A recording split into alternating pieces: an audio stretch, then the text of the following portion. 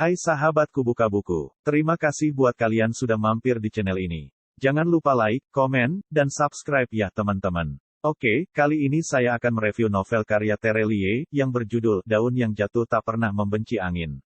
Jadi, cerita dalam novel ini diperankan oleh Tania sebagai tokoh utama. Serta tokoh-tokoh lainnya yaitu Kak Danar, kemudian Dede yang merupakan adik dari Tania, Ibu Tania, Kak Ratna yang merupakan istri dari Danar. Ini pas awal bab, menurutku agak membosankan dan membingungkan pas pertama kali saya membacanya. Namun, setelah saya baca buku ini sampai tamat barulah saya mengerti, kalau pada awal bab itu bercerita seolah seseorang yang kembali menceritakan masa lalunya yaitu, Tania yang setelah pulang dari Singapura ia kembali lagi ke Indonesia, dan kembali mengunjungi toko buku yang dulu selalu ia kunjungi.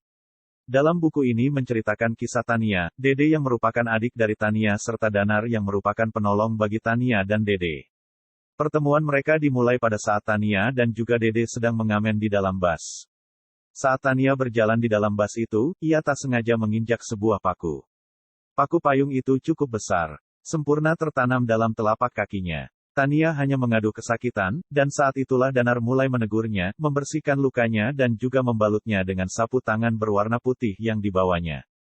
Tania terpaksa harus putus sekolah dan menjadi pengamen demi kebutuhan hidup mereka. Ayahnya telah meninggal karena TBC sejak umurnya masih 8 tahun dan adiknya masih 3 tahun, serta ibunya yang sakit-sakitan membuat kehidupan mereka sangat sulit, hingga akhirnya putus sekolah. Hingga akhirnya Danar datang dalam kehidupannya bagaikan malaikat pelindung bagi mereka. Danar mengganti rumah kardus mereka dengan rumah kontrakan. Dan sesering mungkin ia mampir ke kontrakan mereka untuk memberikan buku-buku pada Tania, dan mainan untuk Dede, serta uang kepada mereka sekedar untuk kebutuhan sehari-hari mereka. Danar ini merupakan seorang pekerja kantoran dan juga seorang penulis buku anak-anak serta novel-novel dewasa. Konflik mulai terjadi ketika Danar mulai memperkenalkan Ratna sebagai teman dekatnya, di sini Tania mulai merasakan rasa cemburu. Ia mulai menyadari ada sesuatu dengan hatinya, namun ia tidak bisa mendefinisikan apa itu. Setelah semua itu ia berhasil mendapatkan beasiswa untuk melanjutkan sekolah SMP di Singapura. Tania merupakan gadis yang cerdas, nilainya selalu memuaskan. Dan setelah 3 tahun ia akhirnya kembali ke Indonesia dan mengetahui kabar bahwa Danar telah putus dengan Ratna. Namun pada akhirnya mereka kembali lagi bersama hingga akhirnya menikah. Beberapa waktu berselang, Tania tahu bahwa kehidupan rumah tangga Danar dan Ratna tidak bahagia. Ratna bercerita kepada Tania bahwa Danar telah banyak berubah.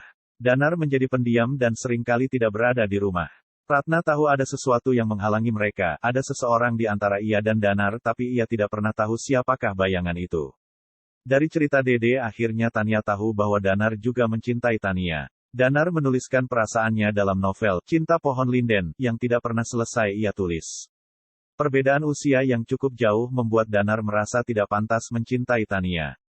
Tidak seharusnya ia mencintai gadis kecil seperti Tania. Usianya terpaut jauh, saat awal ia mengenal Tania umur Tania saat itu 11 tahun sementara dia sudah menginjak usia 25 tahun. Ketika Tania dan Danar sama-sama tahu perasaan mereka masing-masing, semua sudah terlambat. Biar bagaimanapun Danar telah menikah dengan Ratna. Akhirnya Tania kembali ke Singapura dan memutuskan untuk meninggalkan semua cerita cintanya.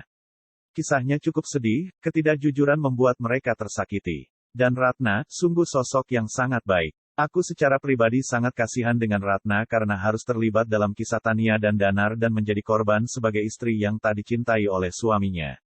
Novel ini cukup membuka mata kita bahwa cinta tak pernah mengenal usia dan cinta butuh suatu kejujuran sekalipun pahit rasanya harus kita katakan. Sebelum akhirnya cinta itu justru menyakiti orang-orang yang kita sayangi. Kelebihan novel ini, banyak sekali tentunya. Dan kamu akan menerima segala sesuatunya dengan lapang tanpa membantah, seperti daun yang tidak pernah membenci angin yang menerbangkannya ke sana kemari. Kita harus menerima takdir dan garis kehidupan yang ditentukan Tuhan. Karena apapun yang terjadi, hidup harus terus berjalan. Serta yang saya suka dari novel ini adalah penyajian bahasanya, saya sangat suka jenis tulisan yang puitus, tapi bagi sebagian orang ini terlalu rumit dan kadang sulit dimengerti maknanya. Jadi tergantung dari sudut pandang masing-masing. Pokoknya kamu harus banget baca novel ini, feel-nya dapat banget, cukup menguras emosi.